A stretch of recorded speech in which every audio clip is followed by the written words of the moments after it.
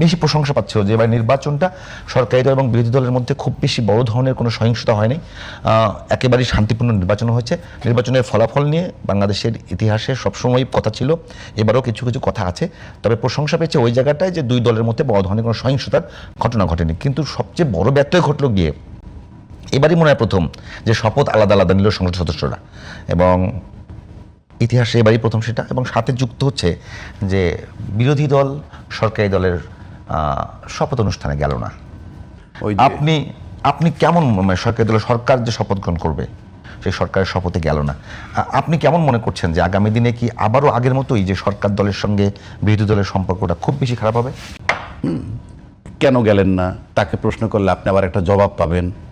মানে আমার প্রশ্ন হচ্ছে শপথ অনুষ্ঠানে যাব আমরা, কিন্তু এমন অনেক লোক আছে যে একজন লোক মারা গেছে আপনি গেলেন সেখানে, কথার কথা বলছি, ওই লোক মারা যাওয়া কিন্তু আপনি খুশি হয়েছেন কারণ আপনার কাছে তার কিন্তু আপনি কি আপনি বলবেন যে আপনি খুশি হয়েছেন?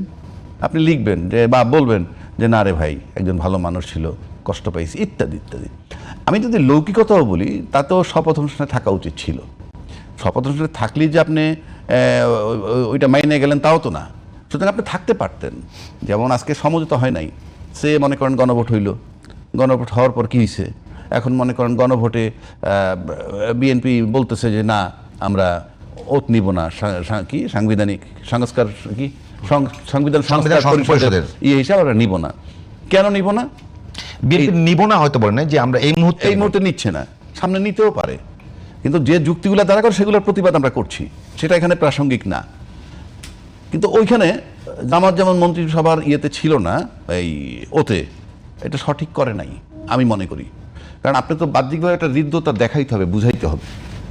আবার বিএনপি ওত নেয় নাই ওইটা নিয়ে সেটা বলতে পারে যে আমরা এই মুহূর্তে নিচ্ছি না, কথাটা কিন্তু বলে নাই।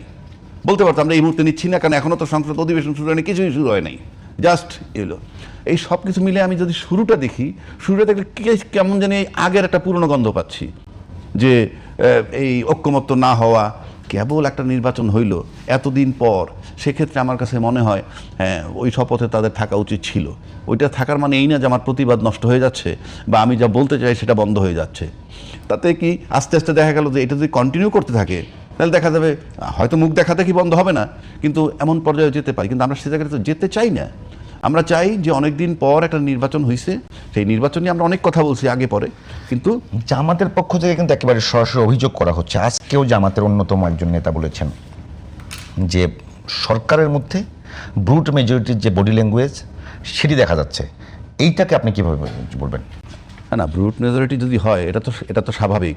এই যে আমি গণভোটের কথা বললাম, অন্যান্য বিষয়, এগুলো যদি মনে করেন বিএনপি না মানে কারো কিছু করার নাই, আমরা তো আমাদের ট্রেন্ড জানি, মানলাম না তো কি হবে?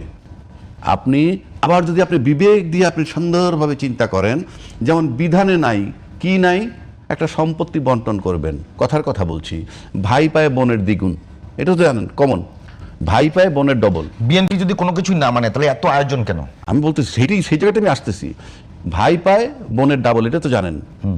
বোন পায় অর্ধেক, অর্থাৎ 15 টাকার মধ্যে 10 টাকা পাবে ভাই, 5 টাকা বোন পাবে। এখন বোন যদি বইলা ফেলায় ভাই বোন মিলে যে না আমরা 7.5 টাকা করে নিব, কারো কোনো আপত্তি আছে? কারো কোনো আপত্তি থাকে? বাংলাদেশের কালচারে কি এরকম সম্ভব? যদি কেউ আপোষ করে এইভাবে, আমার কথাটা সেখানে যে আমরা দুই ভাই বোন আপোষ করলাম, আমরা অর্ধেক অর্ধেক নিব, তাতে কোনো সমস্যা তো নাই। একইভাবে আপনি খুব আপোষের সাথে সুন্দরভাবে গণভোটটাকে মেনে নিছেন, এবং আপনি আপনাদের দলনেতা উনি বলছেন ধানের শীষে যেভাবে সিল মারবেন ঠিক একইভাবে গণভোটে হাঁকে জয়যুক্ত করবেন।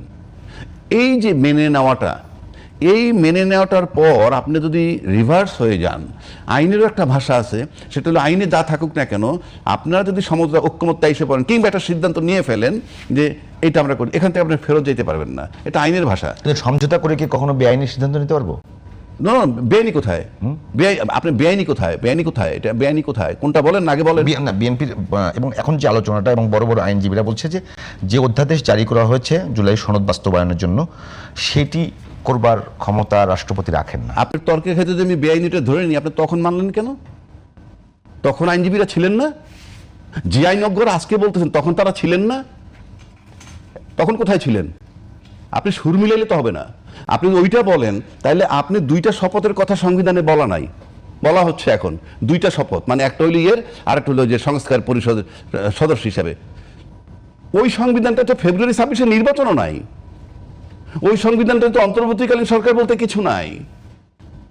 অন্তর্বর্তীকালীন সরকার অধীনে নির্বাচন করলেন, তারপরে আপনি বলতেছেন যে ওই সংবিধান মোতাবেক আপনি নির্বাচন দিলেন। ওই সংবিধানে 2026-এর ফেব্রুয়ারিতে নির্বাচন নাই, সেটার বর্ডার লাইন ছিল 7ই ফেব্রুয়ারি 2025 সর্বোচ্চ, 180 দিনের মধ্যে করলে সংসদ ভেঙে যাওয়ার পর। আজকে তাহলে আপনি ওত নিতেছেন কি হিসাবে? নির্বাচনটা করলেন কি হিসাবে? আপনি বলতে হবে তো, সংবিধানে কি বলা আছে ওই নির্দিষ্ট মেয়াদ পার হওয়ার পর আপনার যখন খুশি তখন নির্বাচন করবেন? দেখান আমার লেখাটা।